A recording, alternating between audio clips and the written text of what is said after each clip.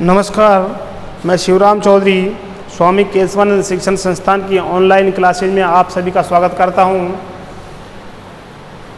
देखिए, जैसा कि पिछले वीडियो में हमने कक्षा 6 इतिहास पुस्तक के द्वितीय अध्याय का कुछ अध्ययन किया था, उसमें जो कुछ शेष रह गया है उसको हम आज इस वीडियो में पढ़ेंगे, उसका अध्ययन करेंगे। ठीक है, तो बात चल रही थी हमारे पुरास्थलों की, है ना, कि यानी कुछ जगहों से हमको पुरास्थल प्राप्त हुए हैं। तो अब हम पढ़ेंगे आगे पुरास्थल। देखिए, ये यहाँ पर है हेडिंग पुरास्थल। पुरास्थल होता क्या है? पुरास्थल उसी स्थान को कहते हैं जहाँ औजार, बर्तन और इमारतों जैसी वस्तुओं के अवशेष मिलते हैं। ऐसी वस्तुओं का निर्माण लोगों ने अपने काम के लिए किया था और बाद में वे उन्हें वहीं छोड़ गए। ये ज़मीन के ऊपर, अंदर, कभी कभी समुद्र और नदी के तल में पाए जाते हैं। इन पुरास्थलों के बारे में आपको अगले अध्याय में बताया जाएगा। तो ये आपके पुरास्थल के बारे में यहाँ पर बताया गया है कि पुरास्थल आखिर होता क्या है। ठीक है, और पुरास्थलों के बारे में विस्तार से हम अगले जो हमारे अध्याय आएंगे, अगले पाठ जो आएंगे, उनमें हम विस्तार से पढ़ेंगे कौन सा पुरास्थल कहाँ पर प्राप्त हुआ है और वहाँ से खुदाई में हमको क्या प्राप्त हुआ है। ठीक है, आगे देखिए, हमको दिखाई दे रहा है आग की खोज। क्या है? आग की खोज। देखिए, मानचित्र 2 में कुरनूल गुफा ढूंढो। अभी जो मानचित्र हम पिछले अध्याय में देखा था, गुफा ढूंढो, यहाँ राख के अवशेष मिले हैं। किसके? राख, है ना, जो लकड़ी जलाने के बाद में जो अवशेष जो बच जाता है, क्या कहते हैं उसको? राख, है ना, उसके अवशेष मिले हैं, उसके साक्ष्य यहाँ पर मिले हैं, यानी एक तरह से वहाँ पर राख मिली है। इसका मतलब यह है कि आरंभिक लोग आग जलाना भी सीख गए थे। यानी उससे हम ये अनुमान लगा सकते हैं कि उस समय का जो मानव समुदाय था वो आग जलाना भी जानता था। ठीक है, आग का इस्तेमाल कई कार्यों के लिए किया गया होगा, जैसे कि प्रकाश के लिए, मांस भूनने के लिए और खतरनाक जानवरों को दूर आदि भगाने के लिए। यानी ये जो आग है इसका प्रयोग कई कार्यों में किया गया। और क्यों किया गया? देखिए, प्रकाश के लिए, है ना, यानी एक तरह से प्रकाश करने के लिए। दूसरा है मांस को भूनने के लिए। जब कच्चा मांस खाता था तो उसके बाद में भून करके खाने लगा, है ना, उसको आग में पका करके, तो वो उसको और अधिक स्वादिष्ट लगा। अगला है खतरनाक जानवरों को दूर आदि भगाने के लिए, यानी जंगली जानवरों से अपनी रक्षा के लिए भी इसने आग का आविष्कार किया, आगे जलाने लग गए। ठीक है, आज हम आग का उपयोग किस लिए करते हैं? ठीक है, आज हमको पता है कि आग का उपयोग हम कितने रूपों में करते हैं। भोजन बनाने में, है ना, बहुत सारे काम, पता है, दैनिक कार्य में बहुत सारे काम हैं जो हम आग से करते हैं। अब देखिए, नाम और तिथियां, यानी समय को बहुत से भागों में बांटा गया, उसको उसके कुछ नाम दिए गए। वो देखिए, यहाँ पर हम जिस काल के बारे में पढ़ रहे हैं, पुरातत्वविदों ने उनके बड़े बड़े नाम रखे हैं, है ना, यानी उनको नामों में विभाजित किया है। आरंभिक काल को वे पुरापाषाण काल कहते हैं, यानी जो प्रारंभिक जो काल था, आरंभिक काल था, उसको इतिहासकार क्या कहते हैं?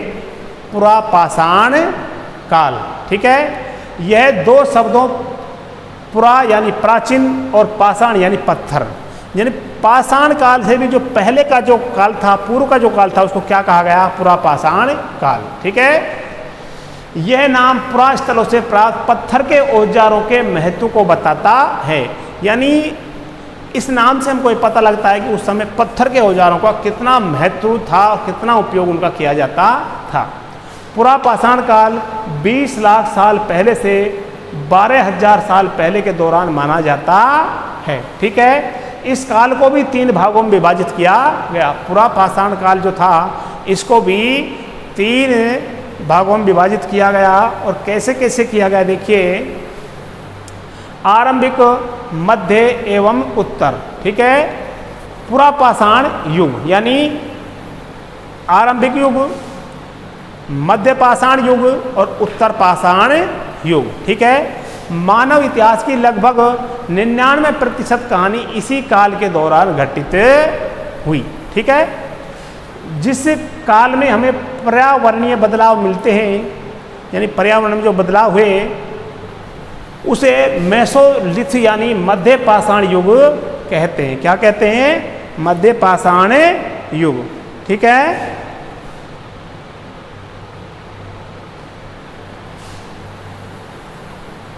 इसका समय लगभग 12,000 साल पहले से लेकर 10,000 साल पहले तक माना गया है। इस काल के पाषाण औजार आमतौर पर बहुत छोटे होते थे। इन्हें माइक्रोलिथ यानी लघु पाषाण कहा जाता है। प्राय इन औजारों में हड्डियों या लकड़ियों के मुट्ठे लगे हाशिया और आरी जैसे औजार मिलते हैं। यानी इसका समय जो ये मैथोलिथ यानी युग बताया गया है, मध्य पाषाण युग, इसका जो समय माना गया है 12,000 साल से 10,000 साल पहले तक माना गया ना। इस काल के जो पाषाण जो औजार हैं, पत्थर के जो औजार हैं, आमतौर पर बहुत छोटे होते थे, है ना। यानी बेडोर आकार के और बड़े आकार के नहीं होते थे, वो छोटे आकार के होते थे और तीखे नुकीले होते थे, जिन्हें क्या कहा गया? माइक्रोलिथ यानी लघु पाषाण कहा गया ना, छोटे पाषाण के टुकड़े। प्राय इन औजारों में हड्डियों या लकड़ियों के मुट्ठे लगे, यानी इनके एक सिरे पर पकड़ने के लिए, हाथ से पकड़ने के लिए लकड़ियों के मुट्ठे लगे होते थे, या फिर हड्डियों के लगे होते थे या लकड़ियों के लगे होते थे, जिनमें थे हाशिया और आरी। एक हाशिया यानी एक तरह से दरांत और आरी जो होती है जैसे औजार मिलते थे, है ना। साथ साथ पुरा पाषाण युग वाले औजार भी इस दौरान बनाए जाते रहे, है ना। यानी प्राचीन काल में जो बनाए जाते थे, है ना, पुरापाषाण काल में, वो कुछ औजार कुछ मात्रा में मध्य पाषाण में भी बनाए गए। ठीक है, अगले युग की शुरुआत लगभग 10,000 साल पहले से होती है। इसे नवपाषाण युग कहा जाता है। क्या कहा जाता है? पुरापाषाण हमने पढ़ लिया, मध्य पाषाण पढ़ लिया, और उसके बाद में आता है नवपाषाण युग। क्या आता है? नवपाषाण युग। नवपाषाण का क्या मतलब होता होगा, है नी? नवपाषाण का अर्थ क्या होता होगा? ठीक है, इसको हम देखेंगे आगे। हमने कुछ स्थानों के नाम दिए हैं, अगले अध्याय में तुम्हें ऐसे अनेक नाम मिलेंगे। अक्सर हम पुराने स्थानों के लिए उन नामों का प्रयोग करते हैं जो आज प्रचलित हैं, क्योंकि हमें ज्ञात नहीं है कि उस काल में इनके नाम क्या रहे होंगे। ठीक है,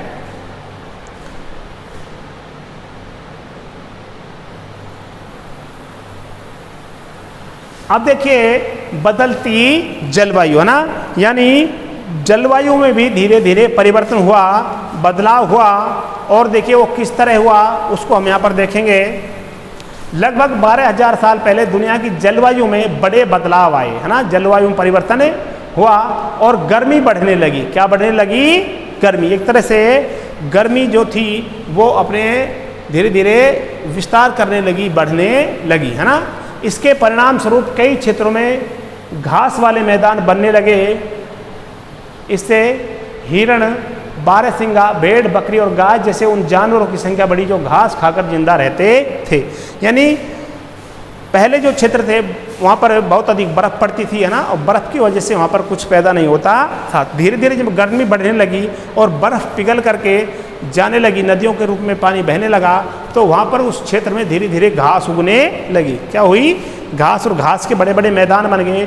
जब घास के मैदान बन गए तो इससे वहाँ पर हिरण, बारहसिंगा, भेड़, बकरी और गाय जो अपने भोजन के रूप में घास को खाते थे, है ना, घास चारे को खाते थे, उनकी जानवरों की संख्या भी वहाँ पर बढ़ने लगी। ठीक है, जो लोग इन जानवरों का शिकार करते थे वे इनके पीछे आए और इनके खाने पीने की आदतों और प्रजनन के समय की जानकारी हासिल करने लगे, है ना।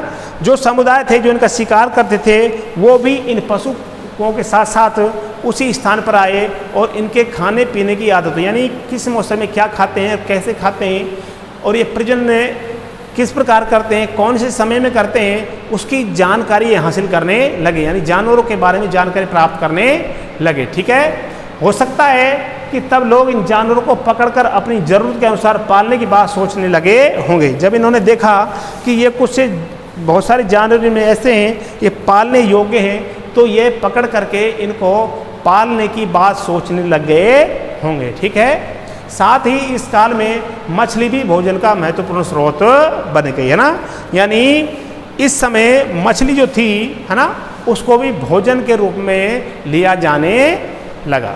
ठीक है, तो ये जलवायु की हमने यहाँ पर जानकारी प्राप्त की। और आगे देखिए खेती और पशुपालन की शुरुआत, यानी इस समय में खेती का भी आविष्कार हुआ और पशुओं को भी लोग पालने लगे, पशुपालन का भी आविष्कार हुआ। ठीक है, इसी दौरान यानी इसी समय उपमहाद्वीप के भिन्न भिन्न इलाकों में गेहूं, जौ और धान जैसे अनाज प्राकृतिक रूप से उगने लगे, है ना, एक तरह से अपने आप उगने लगे। शायद महिलाओं, पुरुषों और बच्चों ने इन अनाजों को भोजन के लिए बटोरना शुरू कर दिया होगा, है ना। जो समुदाय थे उन्होंने इन अनाजों को अपने भोजन के लिए बटोरना यानी इकट्ठा करना शुरू कर दिया होगा। साथ ही वे यह भी सीखने लगे होंगे कि अनाज कहाँ उगते थे और कब पककर तैयार होते थे, यानी उनको खेती के बारे में जानकारी होने लगी। ठीक है, ऐसा करते करते लोगों ने इन अनाजों को खुद पैदा करना सीख लिया होगा, क्योंकि यहाँ पर हमने पढ़ा है प्राकृतिक रूप से, है ना, उगने लगे। बाद में धीरे धीरे लोगों ने जानकारी प्राप्त करके ऐसा करते करते लोगों ने इन अनाजों को खुद पैदा करना सीख लिया, है ना। इन्होंने एक तरह से खेती आरंभ कर दी, है ना, कृषि उत्पादन किया। इस प्रकार धीरे धीरे वे कृषक बन गए होंगे। ये अनुमान लगाया जा रहा है कि धीरे धीरे वो किसान बन गए होंगे। ठीक है, इसी तरह लोगों ने अपने घरों के आसपास चारा रखकर जानवरों को आकर्षित कर उन्हें पालतू बनाया होगा ना। घास चारे को इन्होंने अपने मकान के पास रखा और जब जानवर उसको खाने के लिए आते थे ये उसको पकड़ लेते थे और उसको पालतू बनाते थे। ठीक है, सबसे पहले जिस जंगली जानवर को पालतू बनाया गया वह कुत्ते का जंगली पूर्वज था। ये हम जानते हैं कि आदि मानव ने सबसे पहले किस जानवर को पालतू बनाया, तो उत्तर है कुत्ता। क्या है? कुत्ता। ठीक है, तो जंगली पूर्वज था, यानी इस तरह से जंगलों में रहते थे। धीरे धीरे लोग भेड़, बकरी, गाय और सुअर जैसे जानवरों को अपने घरों के नज़दीक आने को उत्साहित करने लगे, यानी उनको अपने घरों के आसपास आने के लिए बुलाने लगे। ऐसे जानवर झुंड में रहते थे और ज़्यादातर घास खाते थे, है ना। अक्सर लोग अन्य जंगली जानवरों के आक्रमण से इनकी सुरक्षा किया करते थे और इस तरह धीरे धीरे पशुपालक बन गए। देखिए यहाँ पर एक कृषक बन गए धीरे धीरे और यहाँ पर एक क्या बन गए? पशुपालक, यानी पशुओं का पालन भी ये धीरे धीरे करना सीख गए और इन्होंने पशुओं को पालतू बनाना शुरू कर दिया। ठीक है, आगे देखिए,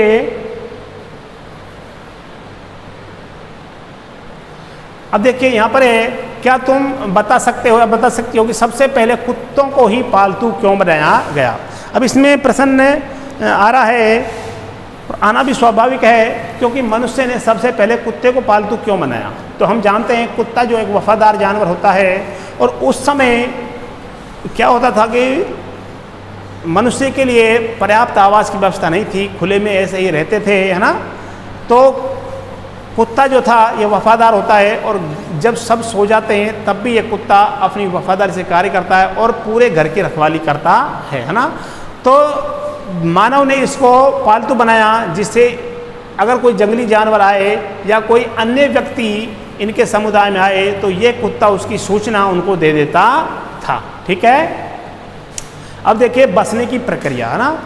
लोगों द्वारा पौधे उगाने और जानवरों की देखभाल करने को बसने की प्रक्रिया का नाम दिया गया। बसना, है ना, एक जगह से इधर से खेती करना, पशुपालन करना, इसको क्या कह दिया?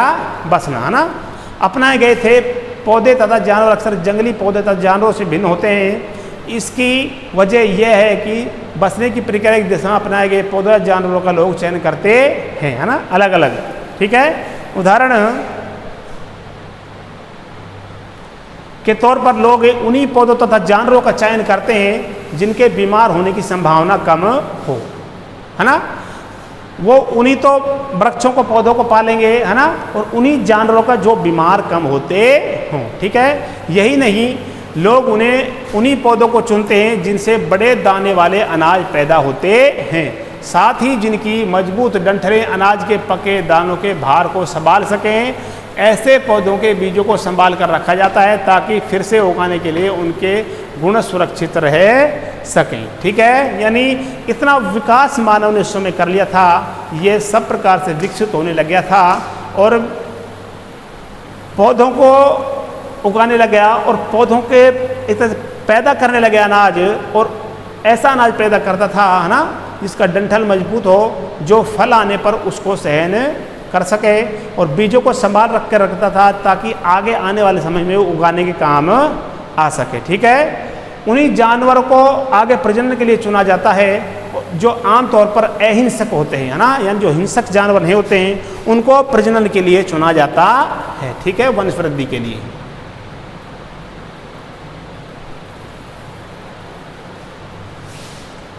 इसलिए हम देखते हैं कि पाले गए जानवर तथा कृषि के लिए अपनाए गए पौधे जंगली जानवरों तथा पौधों से धीरे धीरे भिन्न होते गए, है ना। जो जंगली जानवर जो होते हैं वो और जंगली जो पौधे होते हैं वो अलग ही प्रकार के होते चले गए। आज भी हम देखते हैं जंगली जानवरों में और जंगली पौधों में बहुत अंतर होता है। ठीक है, मिसाल के तौर पर जंगली जानवरों की तुलना में पालतू जानवरों के दांत और सींग छोटे होते हैं। जब हम जानवर जो पालते हैं, है ना, उनके दांत और सींग छोटे होते हैं, जबकि जो जंगली जानवर होते हैं उनके दांत और सींग बहुत बड़े बड़े होते हैं। ठीक है, इन दांतों को देखो, इनमें से कौन सा जंगली सुअर का है और कौन सा पालतू सुअर का। जंगली सुअर आपने देखे हैं, बड़े बड़े जंगलों में जंगली सुअर होते हैं, उनके दांत बहुत बड़े होते हैं, जबकि पालतू सुअर जो होते हैं गाँव में शहरों में हम देखते हैं उनके दांत इतने बड़े नहीं होते। ठीक है, बसने की प्रक्रिया पूरी दुनिया में धीरे धीरे चलती रही। यह करीब 12,000 साल पहले शुरू हुई, यानी निवास की, बसना यानी एक तरह से निवास की जो प्रक्रिया थी दुनिया में बहुत पहले शुरू हुई और करीब यह धीरे धीरे चलती रही, है ना। वास्तव में आज हम जो भोजन करते हैं वो इसी बसने की प्रक्रिया की वजह से है, यानी बस गए तो कृषि करने लग गए, है ना। कृषि के लिए अपनाई गई सबसे प्राचीन फसलों में गेहूँ है तथा जौ आते हैं। गेहूं और जौ आते हैं जो सबसे पहले किसान ने, है ना, इंसान ने पैदा किए, उत्पादन किए थे। ठीक है, उसी तरह सबसे पहले पालतू बनाए गए जानवरों में कुत्ते के बाद भेड़ बकरी आते हैं। ठीक है, तो ये आपको अतीत में जो मानव था, आदि मानव, उसकी जानकारी यहाँ पर आपको दी गई है। तो इसमें आपको बताया गया है कि किस प्रकार मनुष्य ने आग का आविष्कार किया, जानवरों को पालतू बनाना शुरू किया और किस प्रकार कृषि की शुरुआत इन्होंने की। ठीक है, आगे देखिए, ये देखिए एक नवीन जीवन शैली, है ना, यानी मनुष्य ने, आदि मानव ने किस तरह धीरे धीरे परिवर्तन किया, विकास किया और एक जीवन की नवीन शैली, एक नए तरीके से अपने जीवन को जीना इन्होंने प्रारंभ किया, उसके बारे में हम यहाँ पर जानकारी प्राप्त करेंगे। ठीक है, तुम किसी पौधे के बीज को बोकर देखो, तुम पाओगे कि इसे विकसित होने में कुछ वक्त लगता है ना। हम जानते हैं बीज को अगर हम खेत में बोते हैं तो उसका एक तरह से पौधा बनने में, है ना, अंकुरित होने में और बढ़ने में उसको थोड़ा समय लगता है। इसमें कुछ दिन, महीने या फिर साल तक लग सकते हैं। ठीक है, इसलिए जब लोग पौधे उगाने लगे तो उनकी देखभाल के लिए उन्हें एक ही जगह पर लंबे समय तक रहना पड़ा। यानी सीधा सा अर्थ है, मनुष्य ने जब कृषि करना प्रारंभ किया तो कृषि की वजह से इसने स्थायी निवास अपने बनाए, क्योंकि कृषि कार्य लंबे समय तक चलता है और इसको, इंसान को इसलिए एक जगह पर बस करके रहना पड़ा। ठीक है, बीज बोने से लेकर फसलों के पकने तक पौधों की सिंचाई करने, खरपतवार हटाने, जानवरों और चिड़ियाओं से उनकी सुरक्षा करने जैसे बहुत से काम शामिल थे। यानी कृषि कार्य में जो कार्य किए जाते हैं वो यहाँ पर बताए गए हैं। देखिए, बोने से लेकर, यानी हम बोते हैं तब से और फसल पककर तैयार होती है, उसमें देखो कितने कार्य करने पड़ते हैं। जैसे पौधों की सिंचाई करनी पड़ती है, खरपतवार जो होती है ना, अन्य जो घास होती है कृषि के अलावा उनको हटाना, निडाई गुडाई करना, जानवरों और चिड़ियाओं से उसकी सुरक्षा करना, है ना, बहुत सारे काम शामिल थे। कटाई के बाद अनाज का उपयोग बहुत संभाल कर करना पड़ता था। जब हम फसल पक कर के तैयार होती तो उसको काट लेते और जो अनाज था उसको बहुत संभाल करके, एक तरह से संग्रह करके उसका रखते थे। ठीक है, इधर देखिए आपको कुछ बीज दिखाए गए हैं अनाज के, उनका उपयोग कैसे होता था। देखिए बीज के रूप में यानी उसको सुरक्षित रखा जाता था अगले वर्ष आने वाले समय में बोने के लिए, खाद्य के रूप में यानी भोजन के रूप में, उपहार के रूप में यानी किसी को इधर दान देने के रूप में, और भंडारण के लिए उसको भंडारण सुरक्षित करने के लिए। ठीक है, अनाज को भोजन और बीज दोनों ही रूपों में बचा कर रखना आवश्यक था। ठीक है, भोजन के रूप में और बीज के रूप में, इसलिए लोगों को इसके भंडारण की बात सोचनी पड़ी। यानी भंडारण की बात क्यों सोची, क्योंकि उसको भोजन के लिए और बीज के लिए बचा करके रखना पड़ता था। ठीक है, बहुत से इलाकों में लोगों ने मिट्टी के बड़े बड़े बर्तन बनाए, टोकरियां बुनी या फिर जमीन में गड्ढा खोदा। क्या तुम्हें लगता है कि शिकारी या भोजन संग्रह करने वाले बर्तन बनाते और उनका प्रयोग करते होंगे? अपने जवाब का कारण बताइए। यानी हमें कुछ ऐसा भी लगता है क्या, जो ये आखेटक थे, शिकारी थे या खाद्य संग्राहक थे, ये भोजन संग्रह के बर्तन बनाते थे और उनका उपयोग करते थे? ऐसा अपने जवाब का कारण बताओ। यानी ऐसा ये क्यों करते थे, ये हम पढ़ चुके हैं, है ना। तो आज के वीडियो में इतना ही, अगले वीडियो में आपसे फिर मुलाकात होगी। तब तक के लिए नमस्कार, धन्यवाद।